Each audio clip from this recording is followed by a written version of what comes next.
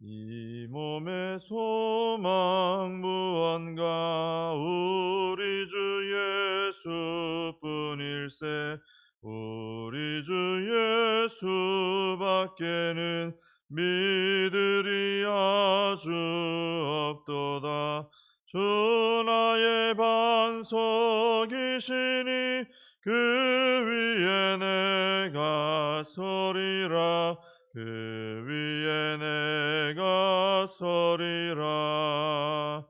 무섭게 바람 부는 밤 물결이 높이 설렐 때 우리 주 크신 은혜에 소망에 닿을 줄이라. 주 나의 반석이시니 그 위에 내가 서리라. 그 위에 내가 서리라.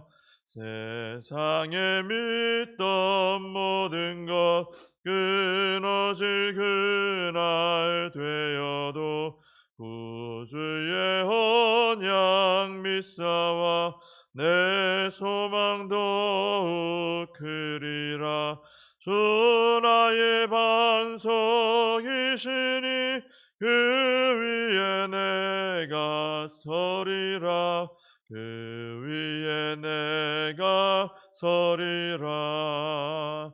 바라던 천국 올라가 하나님 앞에 배울 때 구주의 의를 힘입어 어여시 바로 서리라. 주 나의 반석이시니 그 위에 내가 서리라. 그 위에 내가 서리라. 사도신경으로 신앙 고백하시겠습니다. 전능하사 천지를 만드신 하나님 아버지를 내가 믿사오며 그 외아들 우리 주 예수 그리스도를 믿사오니 이는 성령으로 잉태하사 동정녀 마리아에게 나시고 본디오 빌라도에게 고난을 받으사 십자가에 못 박혀 죽으시고 장사한 지 사흘 만에 죽은 자 가운데서 다시 살아나시며 하늘에 오르사 전능하신 하나님 우편에 앉아 계시다가 저리로서 산 자와 죽은 자를 심판하러 오시리라. 성령을 믿사오며 거룩한 공회와 성도가 서로 교통하는 것과 죄를 사하여 주시는 것과 몸이 다시 사는 것과 영원히 사는 것을 믿사옵나이다. 아멘. 요한계시록 17장입니다. 요한계시록 17장 1절에서 7절까지 말씀을 보겠습니다. 요한계시록 17장 1절에서 7절 봉독해 드리겠습니다. 또 일곱 대접을 가진 일곱 천사 중 하나가 와서 내게 말하여 이르되 이리로 오라. 많은 물 위에 앉은 큰 음녀가 받을 심판을 내게 보이리라. 땅의 임금들도 그와 더불어 음행하였고 땅에 사는 자들도 그 음행에 포도주에 취하였다 하고 곧 성령으로 나를 데리고 광야로 가니라. 내가 보니 여자가 붉은빛 짐승을 탔는데 그 짐승의 몸에 하나님을 모독하는 이름들이 가득하고 일곱 머리와 열 뿔이 있으며 그 여자는 자주빛과 붉은빛 옷을 입고 금과 보석과 진주로 꾸미고 손에 금잔을 가졌는데 가증한 물건과 그의 음행에 더러운 것들이 가득하더라. 그의 이마에 이름이 기록되었으니 비밀이라 큰 바벨론이라 땅의 음료들과 가증한 것들의 엄이라 하였더라. 또 내가 보매 이 여자가 성도들의 피와 예수의 증인들의 피에 취한지라.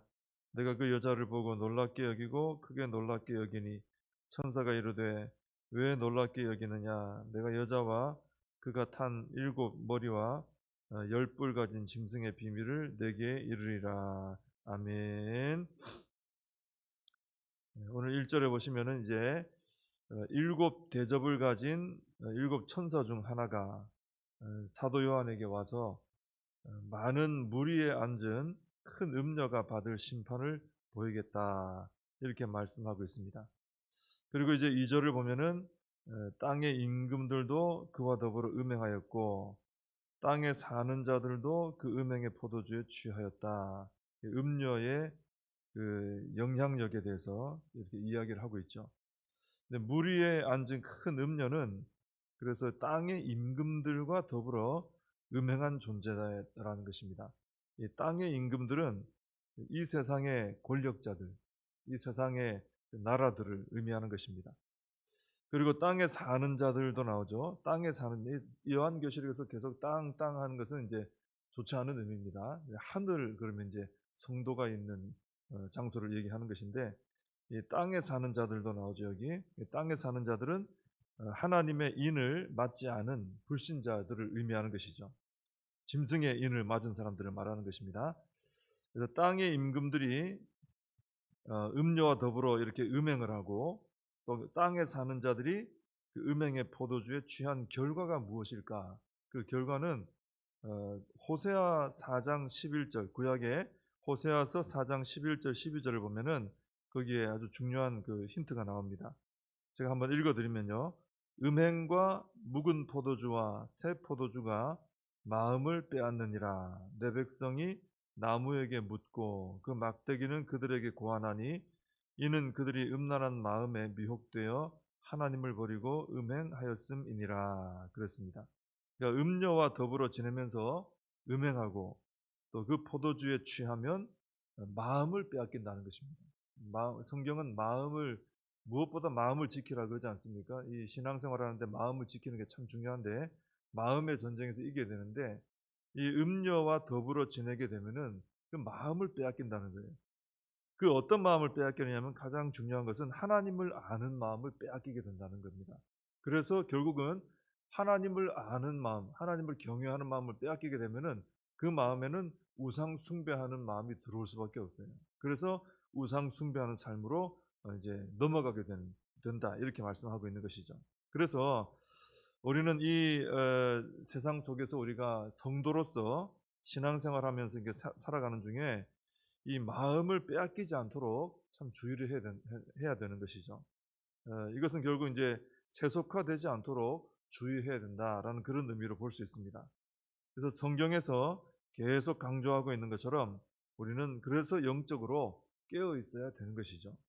깨어 있지 않으면 분별이 안 되고 넘어가게 되는 것이죠. 미혹에 넘어가게 되고 또 마음을 빼앗기게 되고 또 하나님을 아는 그런 지식을 잃어버리게 되고 또 우상 숭배에 빠지게 되는 것입니다. 그래서 영적으로 깨어서 세속화의 물결에서도 나를 지켜내는 이런 신앙생활이 참 중요하다고 볼 수 있습니다. 3절에 보면은 곧 성령으로 나를 데리고 광야로 가니라 그랬습니다. 그리고 그 광야에서 이 음녀가 붉은 빛 짐승을 타고 있는 것을 보게 됩니다. 이게 다 이제 사도 요한이 환상을 보는 것입니다. 마지막 때에 되어질 일들 이런 것들을 쭉 보고 있는 것이죠.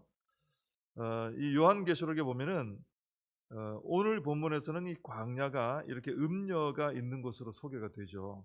근데 전에 그 12장에서 우리 봤을 때는 백성들을 보호하는 장소로도 소개가 됐습니다.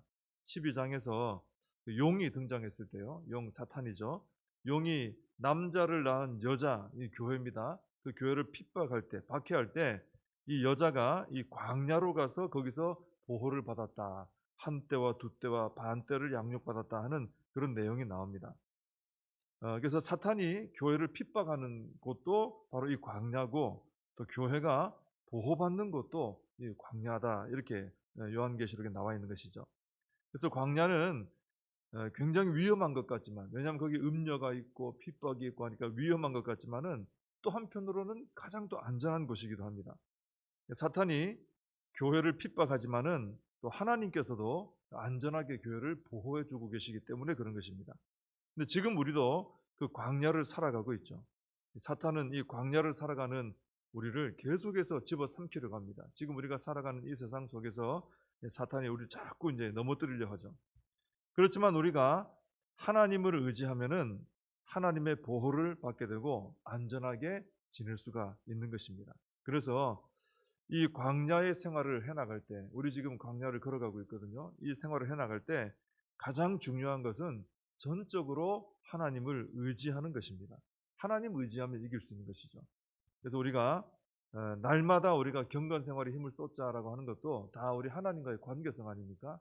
하나님을 날마다 만나고 또 하나님의 말씀으로 인도를 받고 또 기도 생활을 통해 성령으로 충만하고, 이럴 때 이 사탄이 우리에게 계속 공격하고 미혹하고 또 위협하고 해도 우리가 물리칠 수 있게 되고 하나님의 보호를 받고 승리하는 삶을 살아갈 수 있다라는 것입니다. 우리가 따로 떨어져 있으면은 이 사탄의 그런 공격 앞에 참 연약합니다. 그러나 하나님의 보호 안에 있으면, 하나님과 손잡고 있으면, 그 품 안에 있으면은 어디에서도 우리가 안전하게 보호받을 수 있다라는 것입니다. 이 광야에 있는 이 여자 음녀는 붉은빛 짐승을 탔습니다. 근데 그 짐승의 몸에는 하나님을 모독하는 이름들이 가득합니다. 하나님을 모독한다는 것은 이제 오히려 내가 신이다 뭐 이런 것이죠. 그리고 7머리와 10뿔이 있습니다. 이 사탄과 그 같이 협력하는 그런 영적 세력들이 보면은 다 이런 모습들이 많이 앞에 묘사가 되어 있었죠. 그리고 4절에 보면은 이 음녀 여자는요, 자줏빛과 붉은빛 옷을 입고 있습니다. 그리고 금과 보석과 진주로 꾸미고 손에는 금잔을 가지고 있습니다. 그리고 가증한 물건과 그의 음행에 더러운 것들이 가득한 그런 모습입니다. 이 여자가 오늘 모습을 가만히 보면은 하나님을 모독하는 짐승을 타고 있는데, 이 여자가 굉장히 화려하게 꾸미고 있죠. 사람들이 보고 현혹될 만한 그런 모습입니다. 또 엄청난 부도 자랑합니다. 옷도 이제 자줏빛, 붉은빛 아주 그런 화려한 옷을 입고 있고, 또 꾸미고 있는 것도 보면 금과 보석과 진주로 꾸미고 있습니다. 그리고 손에는 금잔을 쥐고 있습니다. 그런데 이렇게 화려하게 꾸미고 있고 또 많은 부를 자랑하지만은 문제는 그것이 가증한 물건과 음행에 더러운 것들로 가득하다라는 이게 이제 중요한 것입니다. 아무리 화려하게 꾸미고 부를 자랑하고 있지만 그것이 이런 더러운 것과 함께 있다는 것이죠. 사람들은 부를 손에 쥐기를 간절히 원합니다. 쉽게 말해서 다 부자 되기를 원하는 것이죠. 근데 이 부라는 것은 하나님 안에서 하나님의 뜻대로 그렇게 거룩하게 사용하지 않으면 오히려 내 인생에 독이 될 수 있는 것입니다.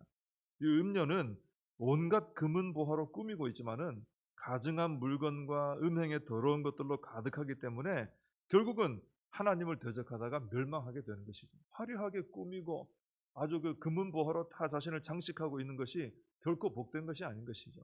그것이 하나님 앞에 귀하게 쓰임 받는 것이 아니라면은 이렇게 결국은 하나님 앞에 대적하다가 멸망하는 자리에 서게 되는 것입니다. 그렇기 때문에 우리는 먼저 우리가 신경 써야 될 것은 하나님을 주인으로 모시고 사는 신앙인이 먼저 돼야 되는 것입니다. 그리고 하나님께서 허락하시는 부를 추구해 나가야 되는 것이죠. 그리고 하나님의 뜻을 따라 그 부를 또 사용해 나가야 되는 것이죠. 그럴 때 우리가 이 부를 소유하더라도 그 부로 인해서 타락하지 않게 되고 또 하나님을 떠나지 않게 되고 오히려 하나님의 영광을 위해서 사용하면서 하늘의 영원한 축복을 받게 되는 줄로 믿습니다. 5절에 보시면은 음녀의 이름이 드러나죠. 비밀, 세 가지 이름이 있습니다. 비밀이고요, 큰 바벨론이라 그랬고요, 또 땅의 음녀들과 가증한 것들의 어미라고 되어 있습니다. 비밀이라고 했지만 그 비밀은 곧 드러납니다. 7절에 보면은 천사가 여자의 비밀을 알려주겠다 그렇게 말하고 이제 그 이후에 그 비밀을 알려주는 것이죠. 또 땅의 음녀들과 가증한 것들의 어미라고 했는데 바로 이 음녀가 이 땅의 모든 우상들과 또 우상 숭배자들에게 영향을 주는 존재다라는 그런 의미로 볼 수 있습니다. 이 음녀는 자신을 따르지 않는 성도들을 핍박합니다. 자신을 따르는 짐승의 표를 받고 따르는 자들은 자기가 보호해주고 이렇게 특혜를 주고 할 수 있겠죠. 근데 안 따르는 자들은 특히 성도들은 핍박합니다. 그래서 6절에 보면은 이 여자가 성도들의 피와 예수의 증인들의 피에 취한지라 그랬습니다. 얼마나 교회를 핍박하고 성도들을 많이 죽였으면 그 피에 취했다 그 정도예요. 피에 푹 잠겨 피에 취해지는 거예요. 그래서 짐승의 표를 받지 않으면 매매도 못하고 또 온갖 불이익과 죽임을 당한다라고 했는데 이 음료를 통해서 그런 일들이 일어나는 것입니다. 근데 지금도 이 음료는 활동을 하고 있습니다. 여러 가지 방법으로 성도들을 위협하고 있습니다. 성도들이 믿음 생활을 바르게 하지 못하도록 두렵게 하는 것이죠. 그래서 성도라는 이름을 가진 사람들 중에도 많은 사람들이 이 음료의 이런 위협과 핍박 가운데 신앙생활을 바르게 하지 못하고 적당히 믿는다든지 또 하나님을 전적으로 의지하지 않고 살아간다든지 하는 그런 타협적인 신앙생활을 하게 되는 것입니다. 이 음료의 그런 괴계와 어떤 핍박과 그런 공격들이 지금도 그렇게 이어지고 있습니다. 자, 그런데 그렇게 타협적으로 또 적당히 신앙생활을 하게 되면은 결국은 이 음녀의 미혹에 넘어가게 되고 마음을 빼앗기고 또 하나님을 경외하는 마음을 잃어버리게 되고 우상 숭배하는 삶을 살게 되는 것입니다. 그렇기 때문에 우리는 정신을 차리고 하나님께서 영원한 승리를 주실 것을 믿고 타협하지 말고 적당히 믿지 말고 철저하게 하나님만을 의지하는 바른 신앙생활을 해야 될 줄로 믿습니다. 기도하겠습니다.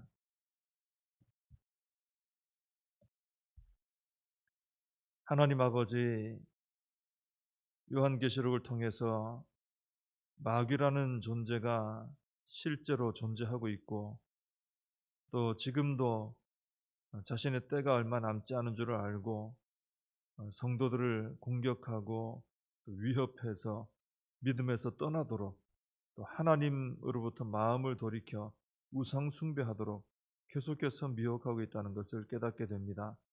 하나님, 이것이 두렵게 보이기도 하지만 그러나 두렵지 않은 것은 저희들이 홀로 있다면 두렵지만 저희들이 하나님의 품 안에 거하고 하나님과 늘 동행한다면은 마귀의 어떤 괴계와 공격과 미혹도 다 분별하며 또 물리치는 승리의 삶을 살게 될 줄로 믿습니다. 하나님, 더욱더 영적으로 깨어있게 하여 주시옵소서. 하나님과 날마다 만나는 동행의 삶을 살게 하여 주시옵소서.